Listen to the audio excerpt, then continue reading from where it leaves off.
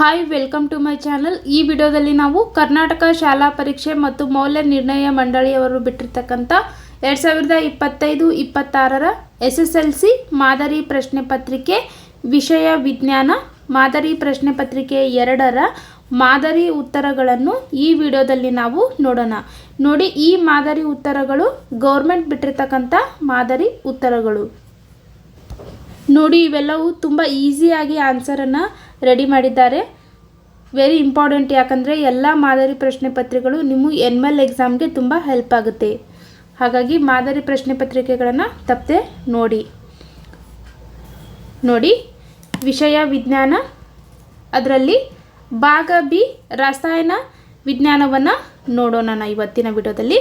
ಕನ್ನಡ ಮಾಧ್ಯಮದ್ದು ರಸಾಯನ ವಿಜ್ಞಾನ. ನೋಡಿ, ಭಾಗ ಬಿ ರಸಾಯನ ವಿಜ್ಞಾನ ಬಹು ಆಯ್ಕೆ ಪ್ರಶ್ನೆಗಳು. ಮೊದಲ ಪ್ರಶ್ನೆ ನೋಡಿ, ಈಗಾಗಲೇ ಹಿಂದಿನ ವಿಡಿಯೋದಲ್ಲಿ ನಾನು ಭೌತ ವಿಜ್ಞಾನದ ಭಾಗ ಎ ವಿಡಿಯೋನ ಮಾಡಿ ಹಾಕಿದ್ದೀನಿ. ಇದು ಭಾಗ ಬಿ ರಸಾಯನ ವಿಜ್ಞಾನ. ಅದರಲ್ಲಿ 13ನೇ ಪ್ರಶ್ನೆ, ಪೆಂಟನಾಲ್ನಲ್ಲಿರುವ ಕ್ರಿಯಾ ಗುಂಪು ಆಪ್ಷನ್ ಬಿ -CHO. ನೋಡಿ, ಒಟ್ಟು 3 ಪ್ರಶ್ನೆಗಳಿರುತ್ತವೆ. ಪ್ರತಿಯೊಂದಕ್ಕೂ 1 ಅಂಕ. 3 ಪ್ರಶ್ನೆಗಳಿಗೆ ಉತ್ತರ ಕೊಟ್ಟರೆ 3 ಅಂಕಗಳು. ಇನ್ನು 14ನೇ ಪ್ರಶ್ನೆ, ಸೂರ್ಯನ ಬೆಳಕಿಗೆ ತೆರೆದಿಟ್ಟ ಬೆಳ್ಳಿಯ ಕ್ಲೋರೈಡ್ ಬೂದು ಬಣ್ಣಕ್ಕೆ ತಿರುಗುತ್ತದೆ, ಏಕೆಂದರೆ ಬೆಳ್ಳಿಯ ಕ್ಲೋರೈಡ್. ಇದು ಉತ್ತರ ಆಪ್ಷನ್ ಎ, ವಿಭಜನೆಗೊಂಡು ಬೆಳ್ಳಿ ಉಂಟಾಗುತ್ತದೆ. ಇನ್ನು 15ನೇ ಪ್ರಶ್ನೆ, ಕಬ್ಬಿಣವನ್ನು ಕಠಿಣ ಮತ್ತು ಬಲಯುತವಾಗಿಸಲು. ನೋಡಿ, ಆಪ್ಷನ್ ಎ ಉತ್ತರ, ಶುದ್ಧ ಕಬ್ಬಿಣಕ್ಕೆ ಕಾರ್ಬನ್ ಅನ್ನು ಸೇರಿಸಲಾಗುತ್ತದೆ.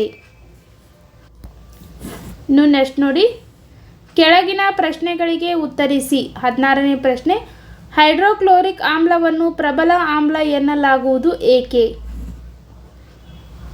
ಉತ್ತರ, ಹೈಡ್ರೋಕ್ಲೋರಿಕ್ ಆಮ್ಲವು ನೀರಿನಲ್ಲಿ ಸಂಪೂರ್ಣವಾಗಿ ಅಯಾನುಗಳಾಗಿ ವಿಭಜನೆಗೊಳ್ಳುತ್ತದೆ. ಇನ್ನು ಹೈಡ್ರೋಕ್ಲೋರಿಕ್ ಆಮ್ಲವು ನೀರಿನಲ್ಲಿ ಹೆಚ್ಚು H+ ಅಯಾನುಗಳನ್ನು ಉಂಟು ಮಾಡುತ್ತದೆ. ಇದರಲ್ಲಿ ಯಾವುದಾದರೂ ಒಂದನ್ನು ಬರಿಬೋದು, ಯಾಕಂದರೆ ಇದು 1 ಅಂಕದ ಪ್ರಶ್ನೆ. 2 ಅಂಕ ಕೇಳಿದರೆ 2 ಅಂಶಗಳನ್ನು ಬರಿಬೇಕು. ಇನ್ನು 17ನೇ ಪ್ರಶ್ನೆ, ಲೋಹೋದ್ಧರಣದಲ್ಲಿ ಹುರಿಯುವಿಕೆ ಎಂದರೇನು? ಉತ್ತರ, ಅಧಿಕ ಪ್ರಮಾಣದ ಗಾಳಿ ಹಾಗೂ ಹೆಚ್ಚಿನ ಉಷ್ಣತೆಯಲ್ಲಿ ಸಲ್ಫೈಡ್ ಅದುರನ್ನು ಆಕ್ಸೈಡ್ ಆಗಿ ಪರಿವರ್ತಿಸುವ ಕ್ರಿಯೆಯನ್ನು ಹುರಿಯುವಿಕೆ ಎನ್ನುವರು. 18ನೇ ಪ್ರಶ್ನೆ, ಕಾರ್ಬನ್ ಸಂಯುಕ್ತಗಳ ಒಂದು ಗುಂಪಿನ ಮೊದಲನೇ ಸದಸ್ಯ CH3Cl ಆಗಿದೆ. ಈ ಗುಂಪಿನ 3ನೇ ಸದಸ್ಯ ಸಂಯುಕ್ತದ ಅಣುಸೂತ್ರ ಮತ್ತು ಹೆಸರನ್ನು ಬರೆಯಿರಿ. ನೋಡಿ, ಉತ್ತರ ಮೊದಲನೇದಾಗಿ ಅಣುಸೂತ್ರ C3H7Cl. ಇನ್ನು ಹೆಸರು ಕ್ಲೋರೋಪ್ರೋಪೇನ್. ನೋಡಿ, ಅಣುಸೂತ್ರ ಬರೆದ್ರೆ ಅರ್ಧ ಅಂಕ, ಹೆಸರನ್ನು ಬರೆದ್ರೆ ಅರ್ಧ ಅಂಕ. ಒಟ್ಟು 1 ಅಂಕದ ಪ್ರಶ್ನೆ. ಇನ್ನೆಷ್ಟು ನೋಡಿ, 2 ಅಂಕದ ಪ್ರಶ್ನೆಗಳು. ಕೆಳಗಿನ ಪ್ರಶ್ನೆಗಳಿಗೆ ಉತ್ತರಿಸಿ. 19ನೇ ಪ್ರಶ್ನೆ, ಘನ ಸೋಡಿಯಂ ಕ್ಲೋರೈಡನ್ನು ಹೊಂದಿರುವ ಪ್ರಾಣಾಳಕ್ಕೆ ಸಾರೀಕೃತ ಸಲ್ಫೋರಿಕ್ ಆಮ್ಲವನ್ನು ಸೇರಿಸಿದಾಗ X ಅನಿಲ ಬಿಡುಗಡೆಯಾಗುತ್ತದೆ. ಈ ಅನಿಲವನ್ನು ನೀರಿಗೆ ಹಾಯಿಸಿದಾಗ ಉಂಟಾಗುವ ಅಯಾನುಗಳು ಯಾವುವು? X ಅನಿಲವನ್ನು ಕ್ಲೋರ್ ಆಲ್ಕಲಿ ಪ್ರಕ್ರಿಯೆಯಲ್ಲಿ ದೊರೆಯುವ ಪ್ರತ್ಯಾಮ್ಲೀಯ ಜಲೀಯ ದ್ರಾವಣಕ್ಕೆ ಹಾಯಿಸಿದಾಗ ದೊರೆಯುವ ಉತ್ಪನ್ನಗಳು ಯಾವುವು? ಉತ್ತರ ನೋಡಿ, ಅಯಾನುಗಳು ಹೈಡ್ರೋಜನ್ ಅಯಾನು H+ ಅಥವಾ ಹೈಡ್ರೋನಿಯಂ ಅಯಾನು H3O+. ಇನ್ನು ಕ್ಲೋರೈಡ್ ಅಯಾನು Cl-. ಇನ್ನು ಉತ್ಪನ್ನಗಳು ನೋಡಿ, ಸೋಡಿಯಂ ಕ್ಲೋರೈಡ್ NaCl, ನೀರು H2O. ನೋಡಿ, ಎಲ್ಲದಕ್ಕೂ ಅರ್ಧ ಅರ್ಧ ಅಂಕ. ಒಟ್ಟು 2 ಅಂಕದ ಪ್ರಶ್ನೆ. ನೆಕ್ಸ್ಟ್ ನೋಡಿ, 20ನೇ ಪ್ರಶ್ನೆ, ವಿಲೀನತೆ, ದ್ರವಣ ಬಿಂದು, ಭೌತ ಸ್ಥಿತಿ ಮತ್ತು ವಿದ್ಯುತ್ ವಾಹಕತೆಗೆ ಸಂಬಂಧಿಸಿದಂತೆ ಆಯಾನಿಕ ಸಂಯುಕ್ತಗಳ ಗುಣಗಳನ್ನು ಬರೆಯಿರಿ. ಉತ್ತರ ನೋಡಿ, ವಿಲೀನತೆ, ನೀರಿನಲ್ಲಿ ವಿಲೀನವಾಗುತ್ತವೆ ಅಥವಾ ಸಾವಯವ ದ್ರಾವಕದಲ್ಲಿ ವಿಲೀನವಾಗುವುದಿಲ್ಲ. ದ್ರವದ ಬಿಂದು ಹೆಚ್ಚು ದ್ರವಣ ಬಿಂದುವನ್ನು ಹೊಂದಿದೆ. ಇನ್ನು ಭೌತ ಸ್ಥಿತಿ ಘನ ಸ್ಥಿತಿಯಲ್ಲಿರುತ್ತದೆ ಅಥವಾ ಸ್ಫಟಿಕ ರೂಪದಲ್ಲಿರುತ್ತವೆ. ಇನ್ನು ವಿದ್ಯುತ್ ವಾಹಕತೆ ಘನ ಸ್ಥಿತಿಯಲ್ಲಿ ದುರ್ಬಲ ವಾಹಕಗಳು, ಜಲೀಯ ದ್ರಾವಣವನ್ನು ಉತ್ತಮ ವಾಹಕಗಳು. ನೋಡಿ 20ನೇ ಪ್ರಶ್ನೆಯಲ್ಲಿ ಇನ್ನೊಂದು ಪ್ರಶ್ನೆ, ಅಥವಾ ಈ ಪ್ರಶ್ನೆಗಾದರೂ ನೀವು ಉತ್ತರವನ್ನು ಬರಿಬೋದು, ಈ ಮೇಲಿನ ಪ್ರಶ್ನೆಗಾದರೂ ಉತ್ತರವನ್ನು ಬರಿಬೋದು. ನೋಡಿ ಕಾರಣ ಕುಡಿ ಅಂತ ಕೇಳಿದ್ದಾರೆ. ಮೊದಲನೇದಾಗಿ ಮೆಗ್ನೀಸಿಯಂ ಲೋಹವು ತಾಮ್ರದ ಸಲ್ಫೈಡ್ ದ್ರಾವಣದಲ್ಲಿನ ತಾಮ್ರವನ್ನು ಸ್ಥಾನಪಲ್ಲಟಗೊಳಿಸುತ್ತದೆ. ಉತ್ತರ ಮೆಗ್ನೀಸಿಯಂ ಲೋಹವು ತಾಮ್ರಕ್ಕಿಂತ ಹೆಚ್ಚು ಕ್ರಿಯಾಶೀಲವಾಗಿದೆ. ಇನ್ನು 2ನೇ ಪ್ರಶ್ನೆ ನೋಡಿ, ಸೋಡಿಯಂ ಲೋಹವನ್ನು ಸೀಮೆ ಎಣ್ಣೆಯಲ್ಲಿ ಸಂಗ್ರಹಿಸಿಡುತ್ತಾರೆ. ಉತ್ತರ 2ನೇ ಪ್ರಶ್ನೆಗೆ ಸೋಡಿಯಂ ಲೋಹವು ಸೀಮೆ ಎಣ್ಣೆಯೊಂದಿಗೆ ವರ್ತಿಸುವುದಿಲ್ಲ ಮತ್ತು ಸೋಡಿಯಂ ಲೋಹವು ಗಾಳಿ ಅಥವಾ ನೀರಿನೊಂದಿಗೆ ಕ್ಷಿಪ್ರವಾಗಿ ವರ್ತಿಸುತ್ತದೆ. ಆದ್ದರಿಂದ ಸೋಡಿಯಂ ಲೋಹವನ್ನು ಸೀಮೆ ಎಣ್ಣೆಯಲ್ಲಿ ಸಂಗ್ರಹಿಸಿಡುತ್ತಾರೆ. ಇನ್ನು ನೋಡಿ 21ನೇ ಪ್ರಶ್ನೆ, ಸಾಬೂನು ಕೊಳೆಯನ್ನು ಸ್ವಚ್ಛಗೊಳಿಸುವ ಪ್ರಕ್ರಿಯೆಯನ್ನು ವಿವರಿಸಿ. ಉತ್ತರ ಸಾಬೂನಿನ ಅಣುಗಳು ಜಲಾಕರ್ಷಕ, ಅಯಾನಿಕ್ ಅಲ್ಲದ ತುದಿ ಮತ್ತು ಜಲ ವಿಕರ್ಷಕ ಅಥವಾ ಅಯಾನಿಕ್ ತುದಿಗಳನ್ನು ಹೊಂದಿದೆ. ಇನ್ನು ಸಾಬೂನಿನ ಅಯಾನಿಕ್ ಕುದಿ ನೀರಿನೊಂದಿಗೆ ವರ್ತಿಸಿದರೆ ಕಾರ್ಬನ್ ಸರಪಳಿಯು ಎಣ್ಣೆಯೊಂದಿಗೆ ವರ್ತಿಸುತ್ತದೆ. ಹೀಗೆ ಸಾಬೂನಿನ ಅಣುಗಳು ಮಿಸೆಲ್ಗಳೆಂಬ ರಚನೆಗಳನ್ನು ಉಂಟುಮಾಡುತ್ತವೆ. ಸಾಬೂನಿನ ಅಣುಗಳ ಹೈಡ್ರೋಕಾರ್ಬನ್ ತುದಿಯು ಎಣ್ಣೆಯ ಹನಿಯ ಕಡೆಗೆ ಇರುತ್ತದೆ ಹಾಗೂ ಅಯಾನಿಕ್ ತುದಿಯು ಹೊರಮುಖವಾಗಿರುತ್ತದೆ. ಇದು ನೀರಿನಲ್ಲಿ ಎಮಲ್ಷನ್ ಅನ್ನು ಉಂಟುಮಾಡುತ್ತದೆ. ಹೀಗೆ ಸಾಬೂನಿನ ಮಿಸೆಲ್ ನೀರಿನಲ್ಲಿ ಕೊಳೆಯನ್ನು ಕಿತ್ತು ಹೊರತೆಗೆಯಲು ಸಹಾಯ ಮಾಡುತ್ತದೆ.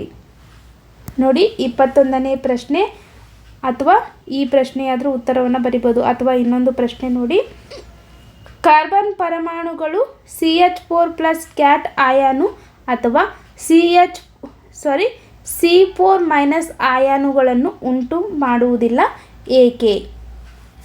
ಉತ್ತರ ಕಾರ್ಬನ್ 4 ಎಲೆಕ್ಟ್ರಾನ್ ಕಳೆದುಕೊಳ್ಳುವಂತಾಗಬೇಕಾದರೆ ಇವುಗಳನ್ನು ಹೊರತೆಗೆಯಲು ಹೆಚ್ಚು ಶಕ್ತಿ ಬೇಕಾಗುತ್ತದೆ. ಆದ್ದರಿಂದ ಕಾರ್ಬನ್ ಪರಮಾಣುವು C4+ ಕ್ಯಾಟ್ ಅಯಾನನ್ನು ಉಂಟು ಮಾಡುವುದಿಲ್ಲ. ಇನ್ನು ಕಾರ್ಬನ್ 4 ಇಲೆಕ್ಟ್ರಾನ್ಗಳನ್ನು ಪಡೆದುಕೊಳ್ಳುವಂತಾದರೆ ಬೀಜ ಕೇಂದ್ರದಲ್ಲಿರುವ 6 ಪ್ರೋಟಾನ್ಗಳಿಗೆ ಹೆಚ್ಚುವರಿ ಇಲೆಕ್ಟ್ರಾನ್ಗಳನ್ನು ಹಿಡಿದಿಟ್ಟುಕೊಳ್ಳುವುದು ಕಷ್ಟ. ಆದ್ದರಿಂದ ಕಾರ್ಬನ್ ಪರಮಾಣುವು C4- ಅಯಾನನ್ನು ಉಂಟು ಮಾಡುವುದಿಲ್ಲ.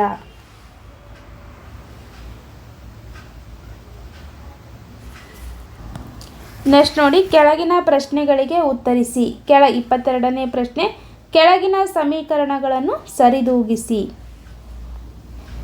ನೋಡಿ ಇವು 3 ಅಂಕದ ಪ್ರಶ್ನೆಗಳು.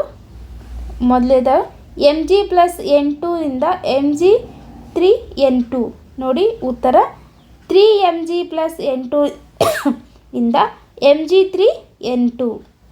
ಇನ್ನು 2ನೇ ಸಮೀಕರಣ NaOH+H2SO4 ಇಂದ Na2SO4+H2O. ಸಮೀಕರಣ ಸರಿಯಾಗಿದು ಮಾಡಿದ ಉತ್ತರ ನೋಡಿ 2NaOH+H2SO4 ಇಂದ Na2SO4+2H2O. ಇನ್ನು 3ನೇದು ನೋಡಿ AlOH3 ಇಂದ Al2O3+H2O. ಉತ್ತರ 2AlOH3 ಇಂದ Al2O3+3H2O. ನೋಡಿ ಕೆಳಗಿನ 22ನೇ ಪ್ರಶ್ನೆಯಲ್ಲಿ ಅಥವಾ ಇನ್ನೊಂದು ಪ್ರಶ್ನೆ ಇದೆ, ಕೆಳಗಿನ ರಾಸಾಯನಿಕ ಕ್ರಿಯೆಗಳನ್ನು ರಾಸಾಯನಿಕ ಸಮೀಕರಣಗಳಾಗಿ ಪರಿವರ್ತಿಸಿ. ಮೊದಲೇದು, ತಾಮ್ರವು ಸಾರೀಕೃತ ನೈಟ್ರಿಕ್ ಆಮ್ಲದೊಂದಿಗೆ ವರ್ತಿಸಿದಾಗ 2 ಪೊಟ್ಯಾಸಿಯಂ ಬ್ರೋಮೈಡ್ ದ್ರಾವಣಕ್ಕೆ ಬೆಳ್ಳಿಯ ನೈಟ್ರೇಟ್ ದ್ರಾವಣವನ್ನು ಸೇರಿಸಿದಾಗ 3 ಸತುವಿನ ಆಕ್ಸೈಡನ್ನು ಕೋಕ್ನಿಂದ ಅಪಕರ್ಷಣೆಗೆ ಒಳಪಡಿಸಿದಾಗ. ನೋಡಿ ಉತ್ತರ ಈ ರೀತಿ ರಾಸಾಯನಿಕ ಸಮೀಕರಣಗಳನ್ನು ನೀವು ಬರಿಬೇಕು. 23ನೇ ಪ್ರಶ್ನೆ ನೋಡಿ, ಆಮ್ಲ ಅದರಲ್ಲಿ ಎ ಪ್ರಶ್ನೆ, ಆಮ್ಲ ಮಳೆ ಎಂದರೇನು? ನೋಡಿ ಎ ಪ್ರಶ್ನೆಗೆ ಉತ್ತರ, ಮಳೆ ನೀರಿನ pH ಮೌಲ್ಯ 5.6ಕ್ಕಿಂತ ಕಡಿಮೆಯಾದಾಗ ಅದನ್ನು ಆಮ್ಲ ಮಳೆ ಎನ್ನುತ್ತಾರೆ. ಇನ್ನು ಬಿ ಪ್ರಶ್ನೆ, ಆಮ್ಲವು ಲೋಹದ ಕಾರ್ಬೋನೇಟ್ನೊಂದಿಗೆ ವರ್ತಿಸಿದಾಗ ಬಿಡುಗಡೆಯಾಗುವ ಅನಿಲ ಯಾವುದು? ಉತ್ತರ ಬಿ ಪ್ರಶ್ನೆಗೆ ಕಾರ್ಬನ್ ಡೈಆಕ್ಸೈಡ್ CO2. ಇನ್ನು ಸಿ ಪ್ರಶ್ನೆ ನೋಡಿ, ಅಡುಗೆ ಸೋಡಾದ ರಾಸಾಯನಿಕ ಹೆಸರು ಮತ್ತು ಅಣುಸೂತ್ರವನ್ನು ಬರೆಯಿರಿ. ಸಿ ಪ್ರಶ್ನೆಗೆ ಉತ್ತರ ನೋಡಿ, ರಾಸಾಯನಿಕ ಹೆಸರು ಸೋಡಿಯಂ ಹೈಡ್ರೋಜನ್ ಕಾರ್ಬೋನೇಟ್ ಇಂದ ಸೋಡಿಯಂ ಬೈಕಾರ್ಬೋನೇಟ್. ಅಣುಸೂತ್ರ NaHCO3. ಒಟ್ಟು 3 ಅಂಕಗಳು. ಪ್ರಶ್ನೆಗೆ 3 ಅಂಕಗಳು. ನೋಡಿ 24ನೇ ಪ್ರಶ್ನೆ, ಲೋಹದ ಮೇಲೆ ಹಬೆಯ ವರ್ತನೆಯನ್ನು ತೋರಿಸಲು ಉಪಯೋಗಿಸುವ ಉಪಕರಣಗಳ ಜೋಡಣೆಯ ಚಿತ್ರವನ್ನು ಬರೆಯಿರಿ. ಕೆಳಗಿನ ಭಾಗಗಳನ್ನು ಗುರುತಿಸಿ.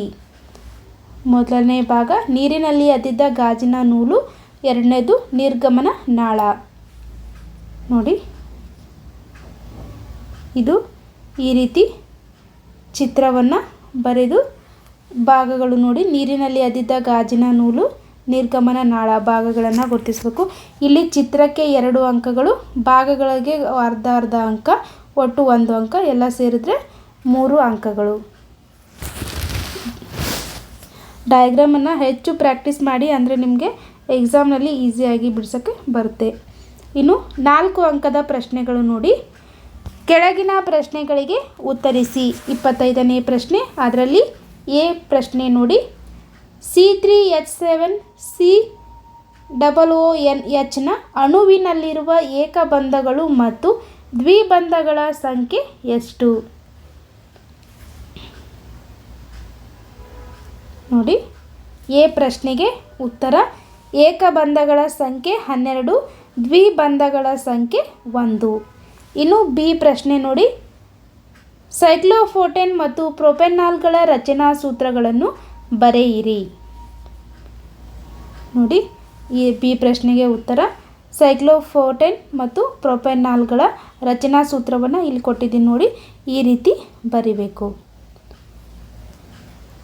ಇನ್ನು 3ನೇ ಸಿ ಪ್ರಶ್ನೆ ನೋಡಿ, ಕಾರ್ಬನ್ ನಡುವೆ ದ್ವಿಬಂಧವನ್ನು ಹೊಂದಿರುವ ಸಂಯುಕ್ತವನ್ನು ಏಕಬಂಧಗಳನ್ನೇ ಹೊಂದಿರುವ ಸಂಯುಕ್ತವನ್ನಾಗಿ ಪರಿವರ್ತಿಸುವ ಕ್ರಿಯೆಯಲ್ಲಿ ಬಳಸುವ ರಾಸಾಯನಿಕ ಬದಲಾವಣೆಗೆ ಒಳಪಡದ ವಸ್ತುವನ್ನು ಹೆಸರಿಸಿ. ಈ ಕ್ರಿಯೆಗೆ ಒಂದು ಉದಾಹರಣೆಯನ್ನು ಸಮೀಕರಣದ ರೂಪದಲ್ಲಿ ಬರೆಯಿರಿ. ನೋಡಿ ಸಿ ಪ್ರಶ್ನೆಗೆ ಉತ್ತರ, ನಿಕ್ಕಲ್ನಿಂದ Ni ಅಥವಾ ಪೆಲೆಡಿಯಂ PD ಅಥವಾ ಕ್ರಿಯಾವರ್ಧಕ. ಈ ರೀತಿ ಸಮೀಕರಣಗಳ ರೂಪದಲ್ಲಿ ಬರಿಬೇಕು.